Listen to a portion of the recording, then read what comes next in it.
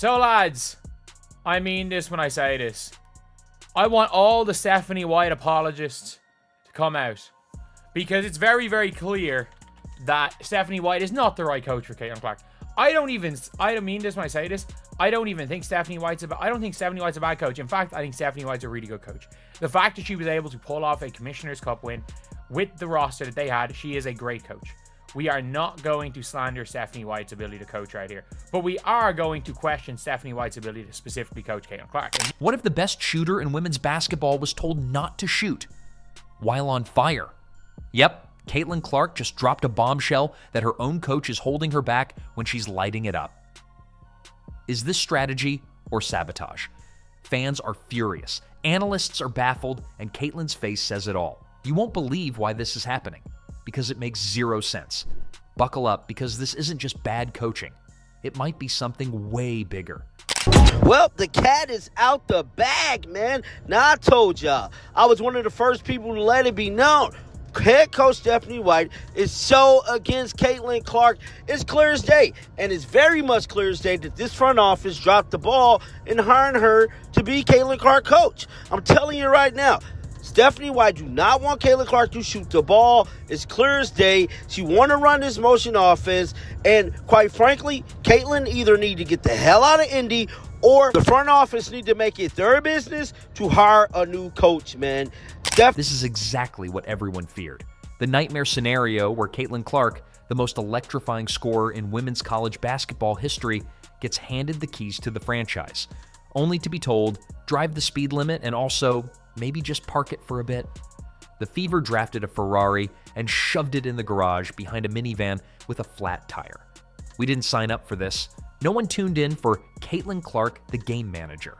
They came for deep threes, logo launches, and highlight reel insanity, not dribble handoffs and the occasional courtesy jumper.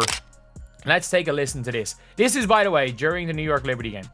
This is during the New York Liberty game. During the Liberty game.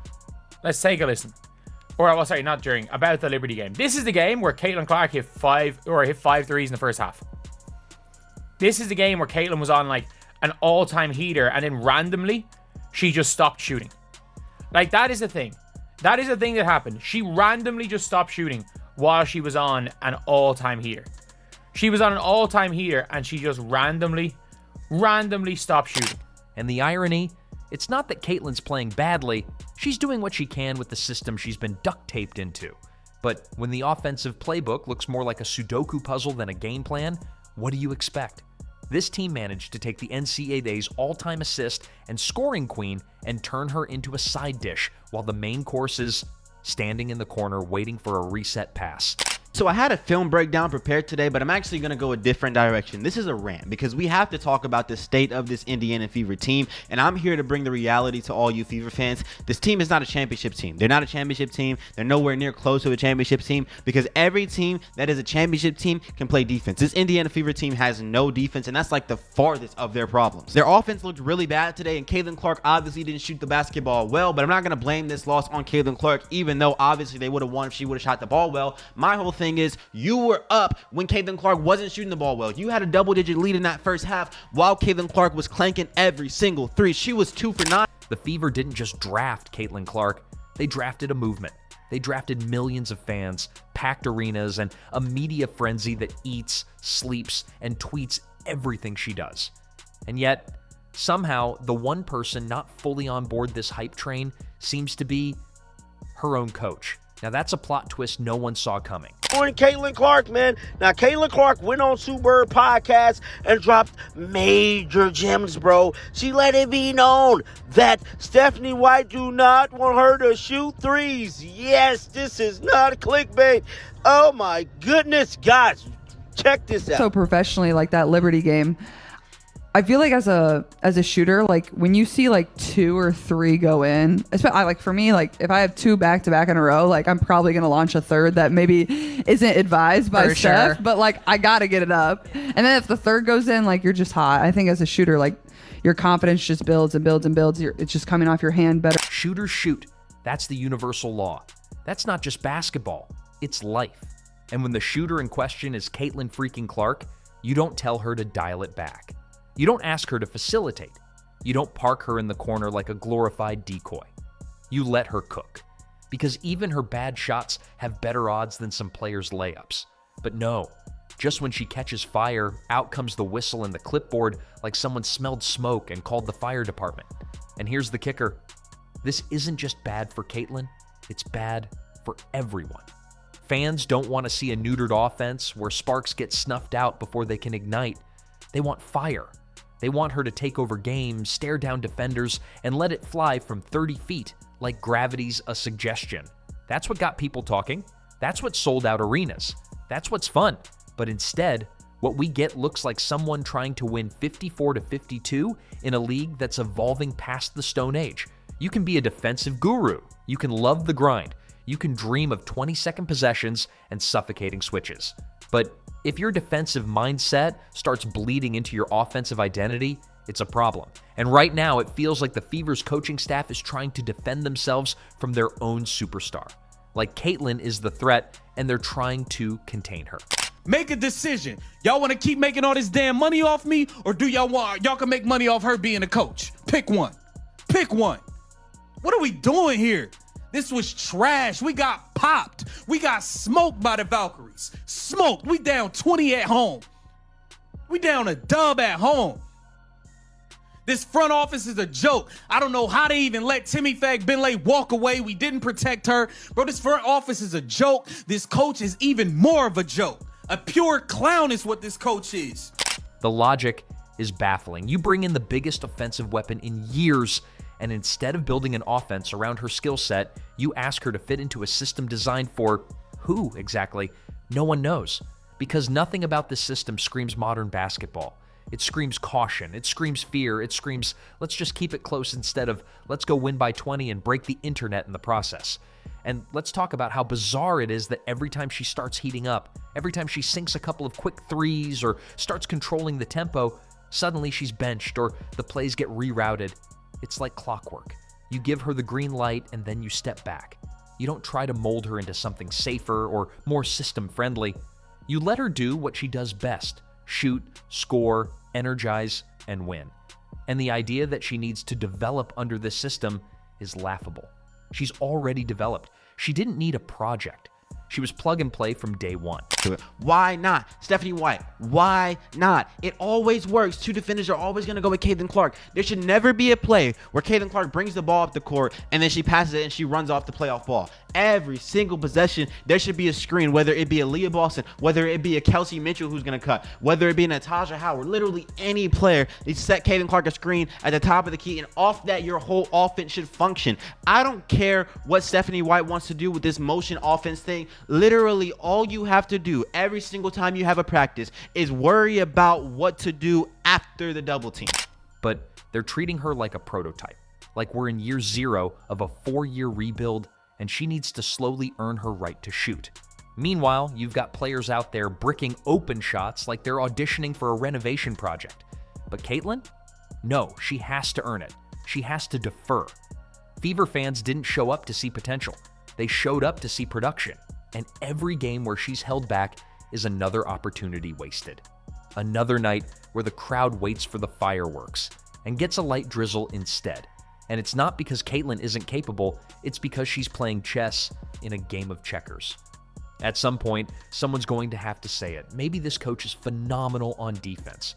Lots of steps, no real result, and someone always ends up confused.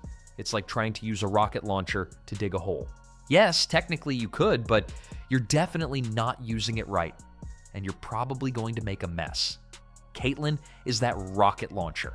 You aim her at the rim and let it rip.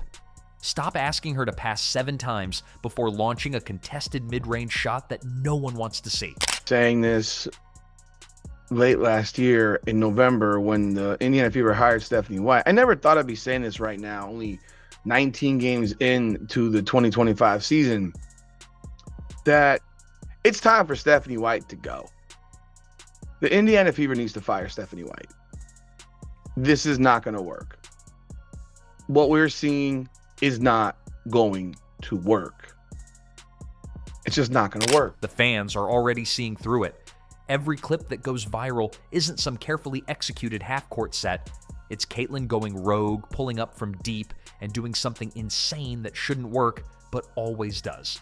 That's what people come for. That's why they care.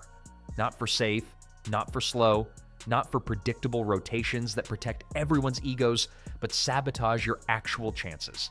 We're watching a generational player be shackled by a playbook written in 2003, and the excuses are piling up like unpaid bills. How long before they tell her to play center? Or maybe take a break from shooting entirely and focus on inbound passes. Maybe next week she'll be on towel duty, part of her development arc. The absurdity writes itself, and all the while, you've got other teams salivating, watching this disaster unfold and dreaming of what they could do if Caitlyn was on their team. With a coach who actually wanted to score, with a coach who understood what they had. Because this isn't about play calling anymore. It's about identity. It's about a coach who's built to stop stars and a player who's meant to be one. You can't build a wall and then wonder why the sun isn't shining. You can't shackle brilliance and then criticize it for not glowing. Hi, I'm Stephanie White, head coach of the Indiana Fever and Caitlyn Clark, and I'm a complete clown. I'm a clown. That is what I am as a head coach. I am a clown. I am ruining Caitlyn Clark. I have no idea what I'm doing as a coach. I have no idea what I'm doing. I've been sent here on a mission to ruin Caitlyn Clark and the Indiana Fever. And I think I'm doing a masterful job because I suck. I don't know what the hell I'm doing. I actually have no idea how I got this job in the first place. I don't know how I got this job in the first place. I am a clown. Let Caitlyn be Caitlyn. That's it. That's the tweet. That's the banner. That's the chant. Because if she's not going to be allowed to play her game, then what was the point? Draft someone else. Sign a role player. Run your set pieces and live with mediocrity. But if you're going to bring in the storm, let her thunder. Let her shoot. Let her lead. Because until then, every game feels like watching Picasso paint by numbers. Sure, the strokes are clean, but where's the masterpiece? A great coach doesn't walk into the locker room like a stubborn architect with blueprints that don't fit the building. You create a system around her because she's not some interchangeable part. You've got the nuclear core of an offense just sitting there humming. This isn't high school JV where everyone learns the same 3 plays, and if one person dares color outside the lines, they get benched. This is the WNBA. The whole point is to win. And winning comes from identifying what's working and riding it until the wheels fall off. Right now, the wheels aren't just on. They're custom chrome with LED lights and spinning like it's a TikTok trend. So Caitlyn Clark and Indiana Fever fans are having a meltdown about they god Stephanie White that they wanted so bad, man. So I've been seeing the takes, man. So now they want Caitlyn Clark to demand a trade, or they want the front office to pick between Caitlyn Clark and Stephanie White, man. I'm not gonna say I tried to tell y'all, man, but it's just like, I was trying to tell y'all, man, like, Stephanie White is not this god that y'all was making her out to be, man. You know, Christy, like, I'm not even here to... And instead of letting it roll, we've got someone slamming the brakes every time it picks up speed. The greatest coaches in history aren't system worshipers. They're player whisperers. They don't walk in thinking they've got it all figured out. They listen. They watch. They adapt. You think Phil Jackson came into Chicago with a triangle offense tattoo and told Michael Jordan to be a team player first? No, he gave MJ the framework to explode within. The Fever? They're like, let's see if we can mold her into a pass-first floor general who averages 8 points a game and makes everyone else look good. Spoiler, no one came for that. The tragedy here is that the solution is so obvious, it's painful. Let her shoot. Let her run. Let her break the game open. Not because it's flashy, but because it works. This isn't a highlight reel addiction, it's an efficiency issue. Caitlyn Clark doing Caitlyn Clark things gives you the best chance to win. Every time she's allowed to go off script and just play basketball, the team suddenly looks alive. The ball moves faster, the spacing improves, the defenders panic, the fans rise, the scoreboard flips. It's like the moment you let her loose, the entire team levels up. Stephanie White yesterday reduced Caitlyn Clark to a role player. She turned a star into a role player like we've never seen before. while Tyler Marsh is trying to turn Angel Reese into a star, Stephanie White is trying to turn Caitlyn Clark into a role player. Let that sink in. And then, timeout. Reset. Back to the system. You don't see that kind of thing with great coaching. Great coaching doesn't mean squeezing everyone into the same mold. It means understanding who you've got and building a strategy that unleashes their superpowers. And if you have to toss your old playbook into a bonfire to make that happen, then grab the matches. What we're witnessing now is a philosophical mismatch. The problem is the system wasn't built to hold a player like Caitlyn. And instead of scrapping the system, they're scrapping parts of her game.